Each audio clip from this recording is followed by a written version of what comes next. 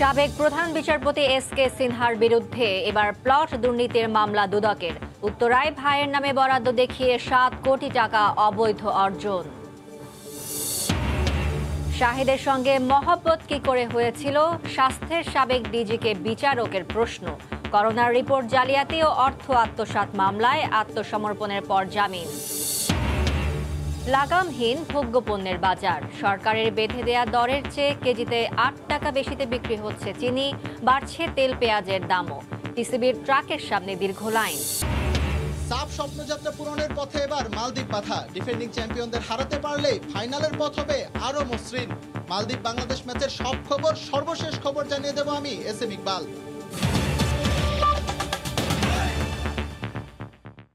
সময় সংবাদের সঙ্গে আছি আমি ফারজানা মুমু। ক্ষমতার অপব্যবহার করে রাজুকের প্লট বরাদ্দ নেয়া এবং অবৈধ সম্পদ অর্জনের অভিযোগে সাবেক প্রধান বিচারপতি এস কে সিনহার বিরুদ্ধে মামলা করেছে দুদক। তার বিরুদ্ধে অর্থ পাচারেরও অভিযোগ আনা হয়েছে। দুর্নীতির এক মামলার রায় ঘোষণার 2 সপ্তাহ আগে এই মামলা করল সংস্থাটি। দুদক বলছে অনিয়মের মাধ্যমে 7 কোটি টাকার সম্পদ অর্জন করেছেন সিনহা। রাজধানী উন্নয়ন কর্তৃপক্ষ রাজুকের কাছ থেকে উত্তরা আবাসিক এলাকায় একটি প্লট বরাদ্দ পেয়েছিলেন সাবেক প্রধান বিচারপতি সুরেন্দ্র কুমার সিনহা। দুর্নীতি দমন কমিশন দুদকের অনুসন্ধানে বেরিয়ে আসে, পরবর্তীতে ক্ষমতার অপব্যবহার করে ভাই নরেন্দ্র কুমার সিনহার নামে রাজুক পূর্বাচল প্রকল্পে আরও 3 কাঠার একটি প্লটের আবেদন করান তিনি। প্রভাব খাটিয়ে 3 কাঠার প্লটটিকে উন্নীত করান 5 কাঠায়। এস কে সিনহার ক্ষমতার অপব্যবহার এখানেই শেষ নয়। ভাইয়ের নামে পূর্বাচলে পাওয়া প্লটটি স্থানান্তর করে উত্তরার 4 নম্বর সেক্টরে অনুমোদন করান তিনি। নিজেই প্লটের যাবতীয় অর্থ 75 লাখ টাকা পরিশোধ করে নির্মাণ করেন 9তলা ভবন। দুদকের অনুসন্ধানে বেরিয়ে আসে প্লট বরাদ্দে ক্ষমতার অপব্যবহার আর 9তলা ভবন তৈরি করে 7 কোটি 14 লাখ টাকা বেনামে অর্জন করেছেন সাবেক প্রধান বিচারপতি সিনহা। সে কারণেই তার বিরুদ্ধে বৃহস্পতিবার অবৈধ সম্পদ অর্জন এবং অর্থ পাচারের অভিযোগে মামলা করে দুর্নীতি দমন কমিশন। সব মিলিয়ে 7 কোটি 14,05,865 টাকা এই সম্পদ জনাব সুরেন্দ্র কুমার সিনহা অসৎ উদ্দেশ্যে নিজ ক্ষমতার অপব্যবহার করে প্রতারণার মাধ্যমে নিজ ভাই এবং নিজের আত্মীয়দের নামে বেনামে অর্জন করেছেন, যার কোনো বৈধ উৎস নাই। তার জ্ঞাত আয়ের সাথে অসঙ্গতিপূর্ণ এবং উক্ত সম্পদ অর্জনের ক্ষেত্রে অবৈধ পন্থায় অর্জিত অর্থ বিভিন্ন ব্যক্তির হিসাবের মাধ্যমে স্থানান্তর, রূপান্তর ও হস্তান্তর করে। দুদকের কাছে জানতে চাওয়া হয় রাজুকের কোনো কর্মকর্তা এর সঙ্গে জড়িত ছিল কিনা। দেখা যাক, যদি ক্ষমতার অপব্যবহার বা অত্যাধিক ব্যবহার, মাত্রাতিরিক্ত চাপ, এগুলোও তো থাকতে পারে। সবকিছু মিলিয়েই দেখবে দুদক। এদিকে মিথ্যা তথ্য দিয়ে এস কে সিনহার বিরুদ্ধে মামলা করার অভিযোগে বিএনপি নেতৃত্বাধীন জোট সরকারের সাবেক যোগাযোগ মন্ত্রী ব্যারিস্টার নাজমুল হুদার বিরুদ্ধে চার্জশিট অনুমোদন দিয়েছে দুদক। ফারুক ভূঁইয়া, রবিন, সময় সংবাদ, ঢাকা। আলোচিত চরিত্র শাহিদের সঙ্গে মহব্বত কি করে হয়েছিল, করোনার রিপোর্ট জালিয়াতি ও অর্থ আত্মসাৎ মামলায় স্বাস্থ্যের সাবেক ডিজি আবুল কালাম আজাদ আত্মসমর্পণ করতে গেলে তাকে এ প্রশ্ন করেন বিচারক। উত্তরে আজাদ বলেছেন চুক্তি স্বাক্ষরের আগে তাকে চিনতেন না, জানতেনও না যে শাহেদ প্রতারক। পরে অসুস্থতা বিবেচনায় সাবেক ডিজিকে জামিন দেন আদালত। দুদক বলছে তার বিরুদ্ধে অপরাধ প্রমাণে যথেষ্ট তথ্য উপাত্ত রয়েছে। রিজেন্ট কাণ্ডের শুরু থেকেই নাম আসে সে সময়ের স্বাস্থ্য অধিদপ্তরের মহাপরিচালক আবুল কালাম আজাদের। মামলায় তার নাম বাদ দেয়া হলেও তদন্তে তথ্যপত্র মেলায় তার বিরুদ্ধে আদালতে অভিযোগপত্র দেয় দুদক। এ মামলাতেই বৃহস্পতিবার আত্মসমর্পণ করেন আবুল কালাম আজাদ। তাকে পেয়ে বিচারক জানতে চান রিজেন্টের শাহেদের সাথে তার এত মহব্বত কিভাবে হয়েছিল। নিজেকে নির্দোষ দাবি করে আদালতে সাবেক ডিজি বলেছেন রিজেন্টের শাহেদের সাথে চুক্তি স্বাক্ষরের আগে তাকে চিনতেন না, শাহেদ যে প্রতারক এটিও জানতেন না তিনি। উনি নিজে স্বীকারও করেছেন যে হ্যাঁ, শাহেদ একজন প্রতারক। এই প্রতারকটা উনি আগে জানতে পারেননি। এই কথাটাই বলেছেন যে শাহেদের সাথে উনি প্রথম দেখা হয়েছিল যেদিন এটা সই হয়, স্বাক্ষর যেদিন হয় সেই দিনই প্রথম দেখা হয় এবং সেই স্বাক্ষর অনুষ্ঠানে ওই স্বাস্থ্য মন্ত্রণালয়ের মন্ত্রী মহোদয় উপস্থিত ছিলেন, আরও বড় বড় কর্মকর্তারা উপস্থিত ছিলেন সেইখানে। এর আগে শুনানি হয় তার জামিন আবেদনের। অসুস্থতার কথা বলে আদালতে জামিন চান তার আইনজীবীরা, মঞ্জুর করেন আদালত। দুদক বলছে তার বিরুদ্ধে অপরাধ প্রমাণের তথ্যপাত্র রয়েছে। মোট আসামি 6 জন, 6 জনের মধ্যে আজকে ওনাকে দিয়ে 5 জন আসামি জামিনপ্রাপ্ত হয়েছেন। এভিডেন্স কালেক্ট করেছি, আমরা মামলা নিশ্চয়ই প্রমাণ করতে সমর্থ হব। ৩,৯৩৯ জন কোভিড রোগীর নমুনা বিনামূল্যে পরীক্ষার কথা বলে ৩,৫০০ টাকা হিসেবে মোট ১,৩৭,৮৬,৫০০ টাকা আত্মসাৎ এবং ১,৯৬,৯৬,০০,০০০ টাকা আত্মসাতের চেষ্টার অভিযোগে ২০২০ সালের সেপ্টেম্বরে শাহেদ সহ 5 জনের বিরুদ্ধে মামলা করে দুদক। পরে এই মামলায় আসামি করা হয় সাবেক ডিজিকে। আফজাল হোসেন, সময় সংবাদ, ঢাকা। একটি সংসদীয় আসন ও স্থানীয় সরকার পর্যায়ে বেশ কিছু নির্বাচনে দলীয় প্রার্থী চূড়ান্ত করতে আওয়ামী লীগের মনোনয়ন বোর্ডের বৈঠক অনুষ্ঠিত হয়েছে। সকাল 10:30টায় গণভবনে এই বৈঠক শুরু হয়। এতে সভাপতিত্ব করেন আওয়ামী লীগ প্রধান ও প্রধানমন্ত্রী শেখ হাসিনা। জানা গেছে, সিরাজগঞ্জ 6 আসনের উপনির্বাচনে মেরিনা জাহান কবিতাকে আওয়ামী লীগের প্রার্থী হিসেবে চূড়ান্ত করেছে মনোনয়ন বোর্ড। এছাড়া সভা থেকে 10 পৌরসভা এবং বেশ কিছু উপজেলায় নৌকা মার্কার প্রার্থী ঠিক করার কথা রয়েছে স্থানীয় সরকার মনোনয়ন বোর্ডের সদস্যদের। বৈঠকে উপস্থিত ছিলেন দলের সাধারণ সম্পাদক সহ 2টি মনোনয়ন বোর্ডের সদস্যরা। নির্বাচন কমিশন গঠনে আইন করার সময় নেই, সে কারণে সার্চ কমিটির মাধ্যমেই কমিশন গঠন করা হবে বলে জানিয়েছেন আইনমন্ত্রী অ্যাডভোকেট আনিসুল হক। বেসরকারি বিশ্ববিদ্যালয়ে ইউ ল্যাবে এক অনুষ্ঠান শেষে সাংবাদিকদের প্রশ্নের জবাবে একথা জানান মন্ত্রী। আজকে নতুন করে অন্য কোনো কথা বলাটা আমার মনে হয় যে সেটার কোনো অবকাশ নাই।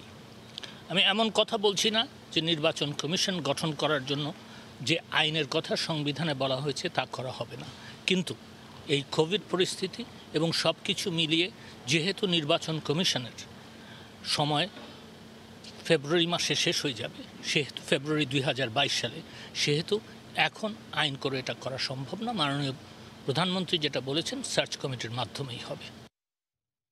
বিএনপি নেতাকর্মীদের ওপর নির্যাতনের পর এখন সাধারণ মানুষের ওপরও আওয়ামী লীগ সরকার জুলুম নিপীড়ন করছে বলে মন্তব্য করেছেন দলটির মহাসচিব মির্জা ফখরুল ইসলাম আলমগীর। সকালে জাতীয় প্রেস ক্লাবে এক অনুষ্ঠানে তিনি একথা বলেন। এ সময় তিনি বলেন, বাংলাদেশকে একটি নতজানু রাষ্ট্র বানানোর পরিকল্পনা চলছে। গত কয়েক বছরে আমাদের অসংখ্য নেতাকর্মী বাড়িতে একই কায়দায় একইভাবে নির্যাতন করা হয়েছে। একা বিএনপির কোনো আপনার সংগ্রাম নয়, হতে পারে না। এটা সমগ্র বাংলাদেশের জাতির এটা একটা সমস্যা। এই সংকটকে থেকে উদ্ধার করতে হলে সমস্ত জাতিকে ঐক্যবদ্ধ হতে হবে। একা বিএনপি তো আজকে এই ভয়াবহ অবস্থার মধ্যে পড়েনি, গোটা জাতি পড়েছে। এই সরকারকে অবশ্যই তাদেরকে সরে যেতে হবে এবং জনগণের কাছে তাদেরকে ক্ষমতা হস্তান্তর করতে হবে। অস্থির দেশের ভোগ্যপণ্যের বাজার, সরকার দাম বেঁধে দিলেও মানা হচ্ছে না। চিনির খুচরা মূল্য কেজি প্রতি 74 টাকা নির্ধারণ করে দেয়া হলেও বাজারে বিক্রি হচ্ছে 82 টাকা। তেলের দাম প্রতিদিনই কেজিতে প্রায় 1 টাকা করে বাড়ছে। লাগাম ধরা যাচ্ছে না পেঁয়াজ, আদা, রসুনেরও। আন্তর্জাতিক বাজারে বুকিং রেট বেড়েছে আর দেশে মিল থেকে সরবরাহ বন্ধ। এই দুই অজুহাত ব্যবসায়ীদের। বিস্তারিত জানাচ্ছেন কমল দে। দেশের ভোগ্যপণ্যের বাজার পুরোপুরি আমদানি নির্ভর, আর তাই যে কোনো পণ্যের দামের ক্ষেত্রে রপ্তানিকারক দেশের পরিবেশ পরিস্থিতির পাশাপাশি বুকিং রেটের উপর ভরসা করতে হয় এদেশের ভোক্তাদের। কয়েক মাস ধরেই তেলের বাজারে যে ঊর্ধ্বগতি এখনও তা অব্যাহত রয়েছে, আর এক্ষেত্রে প্রধান অজুহাত আন্তর্জাতিক বাজারে বুকিং রেট বেড়ে যাওয়া। মিলের সামনে তেলের গাড়ি পাঠিয়ে ডেলিভারি পেতে 6 থেকে 12 দিন পর্যন্ত সময় লাগছে, যে কারণে পাইকারি পর্যায়ের প্রতিদিনে তেলের দাম কেজিতে বাড়ছে 1 থেকে 2 টাকা। গত সপ্তাহে বিক্রি করছিলাম সুপার আমরা 136 টাকা, এখন বিক্রি করতেছি 140 টাকা। আন্তর্জাতিক বাজারে তেল নাই, তেলের এখানে বুকিং বেশি। ভোজ্য তেলের মতো চিনির বাজারও স্থিরতা ফিরছে না। সরকারের বেঁধে দেওয়া দরের চেয়ে বেশি দামে চিনি বিক্রি হচ্ছে পাইকারি পর্যায়ে। সরকার খোলা চিনি প্রতি কেজি 74 এবং প্যাকেটজাত 75 টাকায় বিক্রি করতে বলল। খুচরা বাজারে চিনি বিক্রি হচ্ছে 82 এবং 86 টাকা দরে। এছাড়া বর্তমানে মাত্র 2টি মিল থেকেই চিনি বাজারে আসছে। বাকি মিলগুলো রহস্যজনকভাবে চিনির উৎপাদন বন্ধ রেখেছে বলে অভিযোগ উঠেছে। সিটি মিল আর মেঘনা মিল ছাড়া অন্যান্য মিলের মধ্যে চিনি নাই। চিনির সরবরাহটা কম। গত 2 সপ্তাহ আগেই সাধারণ মশলা হিসেবে পরিচিত আদা, রসুন এবং পেঁয়াজের দাম ছিল নিয়ন্ত্রণের মধ্যে, কিন্তু ভারতে বন্যার অজুহাতে পেঁয়াজ এবং চীনের সংকটের অজুহাতে আদা ও রসুনের দাম প্রতিদিনই বাড়ছে। বর্তমানে প্রতি কেজি পেঁয়াজ 52 টাকা, আদা 110 টাকা এবং রসুন 95 টাকা দরে বিক্রি হচ্ছে। ইন্ডিয়াতে অতিবৃষ্টি, আপনার যে বন্যা, এরপর হচ্ছে দুর্গাপূজার বন্ধ, এসব কারণে আপনার ভারতীয় ব্যবসায়ীরা পেঁয়াজের দাম বাড়িয়ে দিয়েছে। চাইনা আদা হচ্ছে 105 থেকে 110 টাকা আর চাইনা রসুন হচ্ছে 95 থেকে 97 টাকা। এদিকে কয়েক সপ্তাহ বাড়ার পর চলতি সপ্তাহে ডালের দাম বৃদ্ধিতে কিছুটা নিয়ন্ত্রণ ফিরছে। এই সপ্তাহে মসুর 84 টাকা, মটর 40, ছোলা 65 টাকা দরে বিক্রি হচ্ছে। যে মসুর ডাল আপনার গত সপ্তাহে 84 টাকা ছিল, সপ্তাহে 84 টাকা আছে বিদেশিটা, আর দেশিটা আপনার প্রকারভেদে 90 থেকে আপনার 102 টাকা পর্যন্ত আছে। ভারত, মিয়ানমার ও চীন থেকে পেঁয়াজ, আদা, রসুন, ব্রাজিল, থাইল্যান্ড, ইন্দোনেশিয়া, মালয়েশিয়া থেকে ভোজ্য তেল এবং চিনি আমদানি করে বাংলাদেশ। কমল দে, সময় সংবাদ, চট্টগ্রাম। এদিকে নিত্যপণ্যের বাড়তি খরচ সামাল দিতে দীর্ঘ লাইন টিসিবির ট্রাকের সামনে। চাহিদা বেশি থাকায় চলতি মাসে বাড়ানো হয়েছে খোলা ট্রাকে টিসিবির পণ্য বিক্রির পরিসর। আগামী সপ্তাহে বাড়বে পেঁয়াজের সরবরাহ। বেশি সংখ্যক ভোক্তার হাতে পণ্য দিতে বিভিন্ন উদ্যোগ নেওয়া হয়েছে বলে জানিয়েছে সংস্থাটি। পণ্য সরবরাহ বাড়ানোর দাবি, নিত্য পণ্যের দামে নাভিশ্বাস ওঠা ভোক্তাদের। এই দৃশ্য প্রায় প্রতিদিনের। টিসিবির পণ্য নিয়ে ট্রাক আসতেই ভিড় জমে যায় ভোক্তাদের। এরপর সময় গড়ানোর সঙ্গে সঙ্গে দীর্ঘ হতে থাকে মানুষের সারি, কিন্তু কমে আসে পণ্যের পরিমাণ। তাদের অপেক্ষার কারণ পরিষ্কার, বাজার দরের চেয়ে বেশ কম দামে মিলে ডাল, তেল, পেঁয়াজ ও চিনি। আমরা গরিব মানুষ, দিন আনে দিন খাই। পেঁয়াজ 30 টাকা কেজি পাইতেছি, চিনির দামটা কম, ডালের দামটা কম, এগুলা খায় আমরা কোনো রকম আলাদা মতো পাইতে আছি। পণ্য পেতে দীর্ঘ অপেক্ষার মধ্যেই প্রায়ই ওঠে নিয়ম ভঙ্গের অভিযোগ।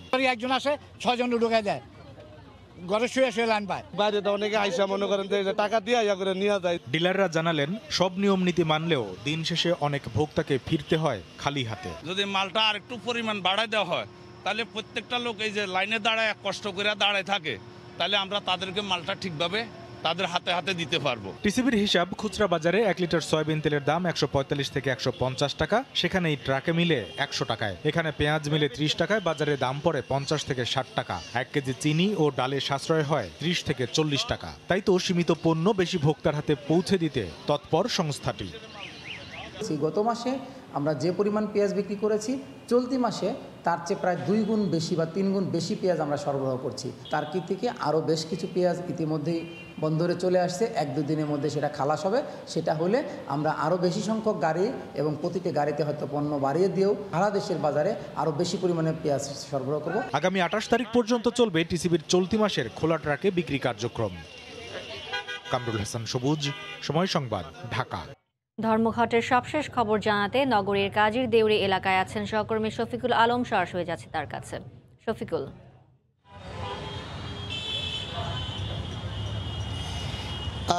মোমো, যেটি বলতে পারে সেটি হচ্ছে এখনো পর্যন্ত ছোট আকৃতির যে গণপরিবহনগুলো রয়েছে, হিউম্যান হলার এবং রিম্যাক্সিমা এবং টমটম, এগুলো এখনো পর্যন্ত বন্ধ রয়েছে। মানুষের দুর্ভোগ এখনও রয়ে গেছে। আপনি হয়তো জানেন, সকাল থেকে কিন্তু চট্টগ্রামের প্রবেশ পথ, বিশেষ করে শাহমানা সেতু, অক্সিজেন এবং সিটিকে সহ যে বিভিন্ন এলাকাগুলো রয়েছে, সেখানে কিন্তু যে ছোট আকৃতির গণপরিবহনগুলো চলাচল বন্ধ রয়েছে। এবং শহরের যে প্রায় 30টির বেশি ছোট বড় যে সড়ক রয়েছে, সেখানে প্রায় 3,000 সাড়ে 3,000-এর বেশি ছোট আকৃতির হিউম্যান হল আর রিম্যাক্সিমা চলাচল করে, সবগুলো বন্ধ রয়েছে।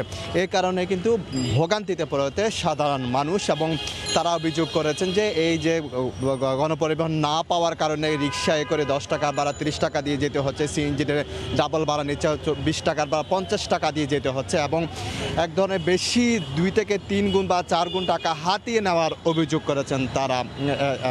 তো এখনো পর্যন্ত আসলে কোনো ঘোষণা আসেনি তাদের এই যে ধর্মঘট তারা প্রত্যাহার করে নিয়েছে কিনা, এরকম কোনো তথ্য এখন আমরা পাইনি, এবং যদি যে পাই সে দর্শকের উদ্দেশ্যে আমরা জানিয়ে দেব। আমি জানিয়ে রাখি, গতকাল কিন্তু যে চট্টগ্রামের অলঙ্কার এলাকায় কিন্তু 5টা পরিবহন শ্রমিকের চাঁদাবাজির অভিযোগে আটক করেছিল র্যাব। সেই আটক করার পর কিন্তু তাদেরকে আটক করার পর কিন্তু তাদের মুক্তির দাবিতে আজকে সকাল থেকে কিন্তু ধর্মঘটের ডাক দিয়েছে পুরো চট্টগ্রাম নগরীতে যে সড়ক ছোট যানবাহন চলে।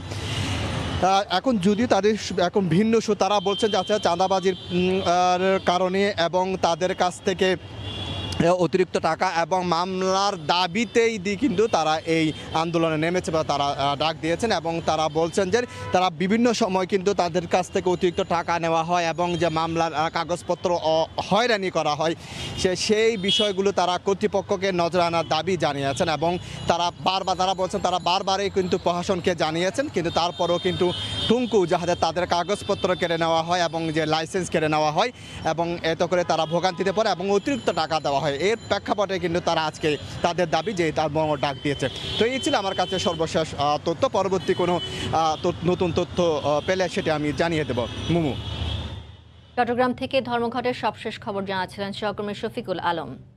সময় সংবাদে আরও থাকছে। সৈয়দপুর কক্সবাজার রুটে চালু হলো বাংলাদেশ বিমানের সরাসরি ফ্লাইট। দেশীয় পর্যটন বিকাশের আশা, শিগগিরই শুরু হচ্ছে ঢাকা তাসখন্দ বিমান চলাচল।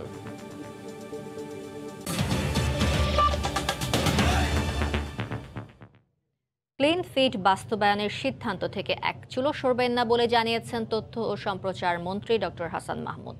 দুপুরে সচিবালয়ে বাংলাদেশ সম্পাদক ফোরামের সঙ্গে বৈঠক শেষে সাংবাদিকদের তিনি একথা বলেন। দেশের গণমাধ্যম নীতিমালার মধ্যে আনার ব্যাপারে সরকার সচেষ্ট আছে বলেও জানান মন্ত্রী। যে সমস্ত জায়গা থেকে এটা নিয়ে কথা উঠতে পারে সেখানে অবহিত করে আমরা সিদ্ধান্ত বাস্তবায়ন করেছি। সুতরাং এই সিদ্ধান্ত থেকে আমরা এক চুলো সরব না। আর আপনারা জানেন যে সার্বিকভাবে গণমাধ্যমের ক্ষেত্রে একটি শৃঙ্খলা আনার জন্য সম্প্রচার মাধ্যমে এবং একই সাথে প্রিন্ট মাধ্যমে দুই জায়গাতেই শৃঙ্খলা আনার জন্য আমরা অনেক উদ্যোগ নিয়েছি। অনলাইন মাধ্যমে শৃঙ্খলা আনার জন্য উদ্যোগ নিয়েছি। তো সেই উদ্যোগের অংশ হিসেবে ইতিমধ্যে অনেকগুলো কাজ করেছে। It's all about stainless style. বেকার ও নিম্ন আয়ের মানুষকে টার্গেট করে স্বল্প সুদে জামানতবিহীন ঋণ দেওয়ার টোপ ফেলে চলছিল প্রতারণা। নির্দিষ্ট অ্যাপে নিবন্ধন করলেই 3 থেকে 7 দিনের জন্য ঋণ দেওয়ার বিজ্ঞাপন দিয়ে মানুষকে জিম্মি করত একটি চক্র। অ্যাপস ভিত্তিক সুদের 5 কারবারিকে গ্রেফতারের পর গোয়েন্দারা বলছেন, কেউ ঋণের জালে আটকালে গুনতে হয় চড়া সুদ। টাকালা, র্যাপিড ক্যাশ, ক্যাশম্যান এমন সব বাহারি নামের অ্যাপসের ছড়াছড়ি নেট দুনিয়ায়। গুগল প্লে স্টোর থেকে অ্যাপস ইনস্টল করে ব্যক্তিগত তথ্য দিয়ে নিবন্ধন করলেই মিলবে জামানতবিহীন ঋণ সুবিধা। ডিজিটাল প্ল্যাটফর্ম ব্যবহার করে চটকদার বিজ্ঞাপনের মাধ্যমে সুদের ব্যবসা শুরু করেছে এক শ্রেণীর প্রতারক। অ্যাপস ভিত্তিক 5 জন সুদের কারবারিকে গ্রেফতারের পর প্রতারণার নতুন দিক উন্মোচিত হয়েছে পুলিশের কাছে। কিছু চাইনিজ নাগরিক বাংলাদেশি দোসরদের সহায়তায় এই অ্যাপসের মাধ্যমে অল্প সুদে ঋণ দেওয়ার নামে অবৈধ উপায়ে গ্রাহকের তথ্য হাতিয়ে নেওয়ার পাশাপাশি মাত্রাতিরিক্ত সুদ আদায় করছিল। সংবাদ সম্মেলনে পুলিশ জানিয়েছে, অ্যাপসগুলো চীন থেকে পরিচালিত হয়, সার্ভারও সেখানেই। গ্রাহকদের সাথে প্রতারণা এবং মাত্রা অতিরিক্ত সুদ আদায় করে এবং অনাদায়ে ভয়ভীতি প্রদর্শন করে। কেভিন চেং, সে চাইনিজ নাগরিক, এমডি ইমানুয়েল এডওয়ার্ড গোমেজ, সে বাংলাদেশি পার্টনার। সামাজিক যোগাযোগ মাধ্যমে এই অ্যাপসগুলোর চটকদার বিজ্ঞাপন দিয়ে গ্রাহক আকৃষ্ট করে প্রতারকরা। টার্গেট বেকার ও নিম্ন আয়ের মানুষ। 3000 টাকার জন্য আবেদন করলে প্রসেসিং ফি বাবদ কেটে রাখা হয় 810 টাকা। বাকি 2190 টাকা 7 দিনের মধ্যে ফেরত দিতে হয়। তবে গুনতে হয় আরও 828 টাকা, অর্থাৎ 3000 টাকায় সুদ 1638 টাকা। পরবর্তী টাকাগুলি কোথায় যায় সেই বিষয়গুলি, মানি লন্ডারিং হয় কিনা সেই বিষয়গুলি দেখতে হবে। এখানে টাকাগুলি যখনই এই যারা সুদ নেয়, যারা স্বল্প আয়ের লোকরা সুদ নেয়, তারা কিন্তু টাকাগুলি বিকাশ নগদের মাধ্যমে পেমেন্ট দেয়। এরকম আরও বেশ কয়েকটি অ্যাপস ভিত্তিক ডিজিটাল কাবুলিওয়ালাদের সন্ধানে নেমেছে গোয়েন্দা পুলিশ। বুলবুল রেজা, সময় সংবাদ, ঢাকা। সৈয়দপুর কক্সবাজার রুটে চালু হলো বাংলাদেশ বিমানের সরাসরি ফ্লাইট। এতে খুশি যাত্রীরা। বৃহস্পতিবার দুপুর 12:10 ৭৪ জন যাত্রী নিয়ে বাংলাদেশ এয়ারলাইন্সের একটি বিমান নীলফামারী সৈয়দপুর বিমানবন্দর থেকে প্রথমবারের মতো কক্সবাজারের উদ্দেশ্যে ছেড়ে যায়। পর্যটন নগরী কক্সবাজারের সঙ্গে উত্তরবঙ্গের জেলাগুলোকে আকাশপথে সরাসরি ফ্লাইট সংযুক্ত করার মধ্য দিয়ে দেশীয় পর্যটন বিকাশের নতুন দিগন্তের উন্মোচন হলো। এতে খুশি কক্সবাজারগামী পর্যটক সহ যাত্রীরা। সৈয়দপুর থেকে কক্সবাজার যাই কমপক্ষে আমাদেরকে 18-19 ঘন্টা জার্নি করতে হয়। সেক্ষেত্রে বিমানে গেলে অবশ্যই 1-1.5 ঘন্টায় আমরা চলে যেতে পারবো। সৈয়দপুর তথা উত্তর অঞ্চলবাসীর স্বপ্ন আজকে পূরণ হতে যাচ্ছে। এজন্য আমি আনন্দিত। সৈয়দপুর কক্সবাজার রুটে প্রথমবারের মতো সরাসরি ফ্লাইটের আনুষ্ঠানিক উদ্বোধন করেন রেলমন্ত্রী। শুধু বিমান নয়, রেলে করে এই অঞ্চলের মানুষ যারা সরাসরি কক্সবাজারের সঙ্গে যুক্ত হতে পারে। আগামী বছর ডিসেম্বর নাগাদ আমরা রেলে এই সৈয়দপুরকে কক্সবাজারের সঙ্গে সংযোগ আমরা দিতে পারবো। 1 ঘন্টা 20 মিনিটের যাত্রা শেষে -8 মডেলের বিমানটি কক্সবাজার বিমানবন্দরে পৌঁছায়। খুবই ভালো লাগলো যে সরাসরি অল্প সময়ে আমরা কক্সবাজার আসতে পারলাম। বাই এয়ারে এসেছি, সময়ের ব্যবধানের কারণে যাতে আমি খুব সুন্দর করে উপভোগ করতে পারি কক্সবাজারটাকে। পর্যটন ও বিমানকে এগিয়ে নিতে সরকারের নানা উদ্যোগের অংশ হিসেবে সৈয়দপুর কক্সবাজার রুটে ফ্লাইট চালু করা হয়েছে বলে জানান বেসামরিক বিমান পরিবহন ও পর্যটন প্রতিমন্ত্রী। আমরা চাই কক্সবাজারে সারা বাংলাদেশের পর্যটক আসুক, বাংলাদেশের বাইরেও বিশ্বের বিভিন্ন প্রান্ত থেকে পর্যটক আসার। সপ্তাহে 2 দিন এই রুটে বিমান চলাচল করবে। প্রতি বৃহস্পতিবার সকাল 9টা 20 মিনিটে সৈয়দপুর থেকে এবং শনিবার দুপুর 1টা 25 মিনিটে কক্সবাজার থেকে ছেড়ে যাবে বিমান। ফাহরিয়া ফারজানা, সময় সংবাদ। শিগগিরই চালু হচ্ছে ঢাকা তাশখন্দ সরাসরি বিমান চলাচল। প্রাথমিকভাবে কোড শেয়ারিং এর মাধ্যমে দিল্লিতে ট্রানজিট দিয়ে যাত্রী পরিবহন করবে বাংলাদেশ বিমান ও উজবেক এয়ারওয়েজ। রাজধানীর আগারগাঁওয়ে বিডা কার্যালয়ে এক সভায় এ তথ্য দেন প্রধানমন্ত্রীর বেসরকারি শিল্প ও বিনিয়োগ উপদেষ্টা সালমান এফ রহমান। গেল 1 দশকে বহরে বেশ কিছু নতুন এয়ারক্রাফট যোগ করেছে বিমান বাংলাদেশ এয়ারলাইন্স। উদ্দেশ্য স্বল্প দূরত্বের নতুন নতুন আন্তর্জাতিক রুটে ফ্লাইট পরিচালনার মাধ্যমে বিমানের আর্থিক সংকট দূর করা। সেই ধারাবাহিকতায় বিমান এবার পাখা মেলতে যাচ্ছে প্রায় 20 বছর ধরে বন্ধ থাকা রুট উজবেকিস্তানে। শিগগিরই এই রুটে যাত্রী পরিবহন শুরু করবে বিমান। প্রাথমিকভাবে ঢাকা থেকে দিল্লি পর্যন্ত বিমানের ফ্লাইট, এরপর কোড শেয়ারিং এর মাধ্যমে যাত্রীরা দিল্লি থেকে পৌঁছাবেন দেশটির রাজধানী তাশখন্দে। ঢাকা থেকে যদি কেউ তাশখন্দ যেতে চায় তাহলে ওয়ায়া দিল্লি এটা কোড শেয়ার। এটা দ্বিতীয় ধাপে আমরা যেটা করতে চাই সেটা হলো যে যখন ট্রাফিকটা বাড়লো তখন আমরা সরাসরি ফ্লাইটের ব্যবস্থা করব। গেল সেপ্টেম্বরে 1 সপ্তাহের উজবেকিস্তান সফরের ফলো আপ নিয়ে আয়োজিত সভায় দেশটির সঙ্গে বাণিজ্য ও বিনিয়োগে নিজেদের অবস্থান তুলে ধরেন ব্যবসায়ীরা। কম্প্রেসরের একটি প্ল্যান্ট ওখানে করতে বলতেছেন, ওই প্ল্যান্ট থেকে প্রোডাকশন করলে ওইটা ওনারা লোকালি বা ওই দেশ থেকে এক্সপোর্ট, ওইটা ওনাদের দায়িত্ব। ল্যান্ড যেটা তারা ফ্রি দিচ্ছে, 10 বছর পর ল্যান্ডের স্ট্যাটাসটা কি হবে সেটা আমাদের কাছে ক্লিয়ার দরকার আছে। উজবেকে ইনভেস্ট করলে অবশ্যই ওখান থেকে গোটা ইউরোপে একটি সিআইসি কান্ট্রিতে একটি এক্সপোর্ট করা যাবে। এ সময় উপদেষ্টা জানান মজুদ কমে আসায় ভবিষ্যতে শিল্প কারখানায় গ্যাস সরবরাহে তৈরি হতে পারে সংকট, তাই এখনই ভাবতে হচ্ছে বিকল্প। ওদের যে অনেক গ্যাস আছে সেটা আমাদের কাজে কিভাবে আমরা ব্যবহার করতে পারি সেটা আমাদেরকে একটু পরীক্ষা করতে হবে। আসছে নভেম্বরেই উজবেকিস্তান সরকারের শীর্ষ পর্যায়ের প্রতিনিধি দলের সফরে ঢাকায় কনসুলেট স্থাপনের চূড়ান্ত সিদ্ধান্ত ছাড়াও হতে পারে নতুন বাণিজ্য চুক্তি। জুবায়ের ফয়সাল, সময় সংবাদ, ঢাকা। দেশের বাইরের খবর। এবছর সাহিত্যে নোবেল পেলেন তানজানিয়ার ঔপন্যাসিক আব্দুল রাজ্জাক গুরনাহ। বৃহস্পতিবার সুইডিশ নোবেল কমিটি সাহিত্যে নোবেল বিজয়ী হিসেবে তার নাম ঘোষণা করেন। পারস্য উপসাগরীয় অঞ্চলে উপনিবেশ স্থাপন এবং শরণার্থীদের ভাগ্য নিয়ে লেখা নানা সাহিত্যকর্মের জন্য তাকে এই পুরস্কারে ভূষিত করা হয়। তার উল্লেখযোগ্য উপন্যাসের মধ্যে রয়েছে প্যারাডাইস বাই দ্য সি এবং ডেসার্টেশন।